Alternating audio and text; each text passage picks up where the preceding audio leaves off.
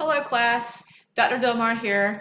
We are going to start moving very quickly into some of our content modules, and I know that I've posted several what I think are thorough announcements, but I wanted to provide you a probably about a 6-7 minute video, maybe a little bit longer, video of what's coming up for not only week one of activities, your quiz.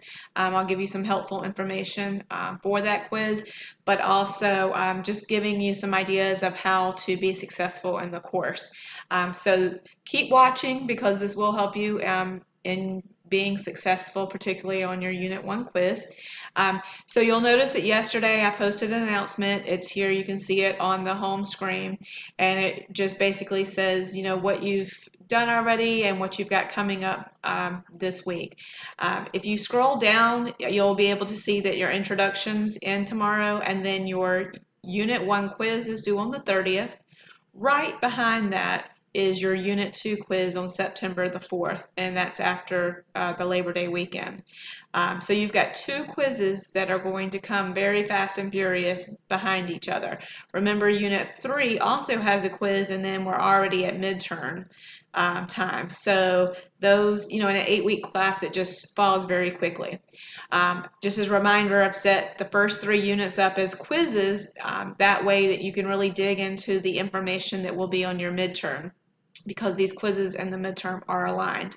The midterm is mostly multiple choice. There are some short answer. So just kind of keep that in the back of your head.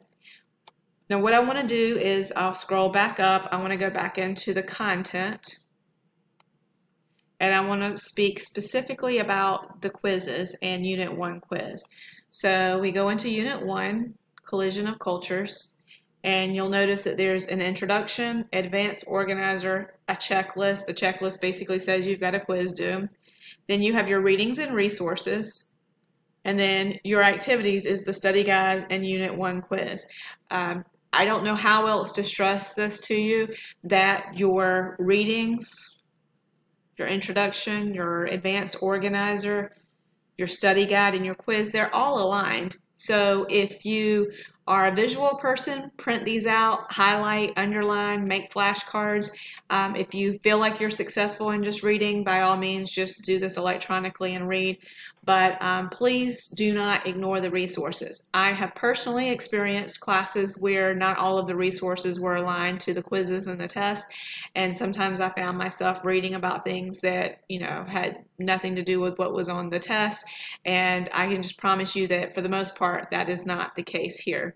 So for example, with Unit 1, I'm going to jump into the study guide. So there's some review questions here. Remember, I said that there's short answer on the midterm. That might be a place where short answer questions would come from if you look at the review questions on each of the 3 study guides that align to the 3 unit quizzes that then align to the midterm. Key terms. You all probably are somewhat familiar with the land bridge story, so you'll notice that that's in your key terms. This unit pretty much tells the story. It starts with the Olmec Indians and, you know, how they were kind of the mother of Indian civilizations because they set the stage for the art and the agriculture and the trade.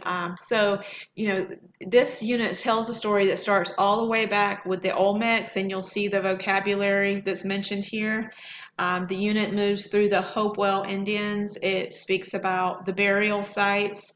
Again, all of this is in the key terms and in some, again, more review questions.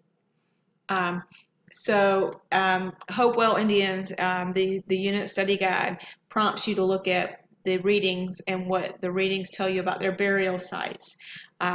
It explores the Inca and how the roads they built and the trade systems that they built and how that was valuable as far as in building mankind's history. The Iroquois, then you get in kind of the more modern Indian history. So, this unit starts thousands of years ago with the land bridge, those early Indian tribes with the Olmec and the Hopewell, and then it moves right into more kind of modern history, which is the Europeans and how you had Marco Polo, who inspired the Westerners to start exploring. Um, the unit goes all the way up into slavery and speaks about and provides you some readings and some uh, materials that speaks about how slavery in the Americas was different than slavery had been before. So, when we speak about slavery, a lot of times people will say, oh, well, we've had slavery, they had slavery for tens of thousands of years. American slavery was different. Why was it different? It was based on race. There was laws that supported that if your mother was a slave, you were a slave. The American slave experience was different. And so this unit's very deep, but also there's a lot of breadth, which means that it covers a long period of time. So again, it goes all the way back to the land bridge, the Olmecs, the Hopewell, and moves its way up into European exploration. Mercantilism is explored. One last thing, very last thing right here on the page in front of you, the Gore video. There's a video on the Gore. That is something you want to make sure that you watch, is that video before you take the quiz, so that you can answer the questions. I'm providing these kind of helpful hints to you because, again, I know I've experienced classes where there might be one or two videos and there was, great, the video was interesting or not, and yes, it had relevance to what we were studying, but the content of the video wasn't on any of the, tested out, graded materials. And I know your time is valuable. So what I'm telling you is that you should look at the Gore and video. Smallpox is discussed in this unit. You want to make sure that you pay close attention to that. So these are just some helpful hints that I hope that you take note on, particularly in reference to the things that are here on the study guide. It will help you be successful on your quiz. When I start a class, I always start with the end in mind. I use the study guide and I backwards plan. I make flashcards and kind of work back to the reading, because when I read, if there was a key term, so for example, I open up Unit 1 and I start with making myself flashcards. That's how I would do this. I would make flashcards. So for example, here, the Cahokia. Who are the Hokia? What is that? If you've never seen this before, you don't know that that's people. So I make myself a little flashcard and I have these, and then when I read, I know that that's a Indian tribe that's important, because if it didn't show up on this key term list, when I'm reading, I would kind of more briefly scan that material. I wouldn't actually spend a lot of time reading and understanding. So if I were you, I would start with the end in mind. Start with the study guide, make my flashcards, kind of write down, maybe even just print the whole study guide, and then start reading and watching your videos. Then take the quiz. I think that will help you be successful. So I've spoken for about 8 minutes now, and I just wanted to kind of get that out there to help frame your mind.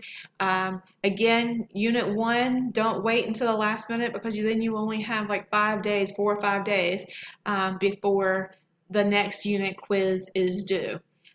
So good luck. If you have any questions, let me know. And other than that, I will drop you a line in a couple of days just to remind you to be studying for Unit 1 quiz. All right, talk soon. Bye. Good night.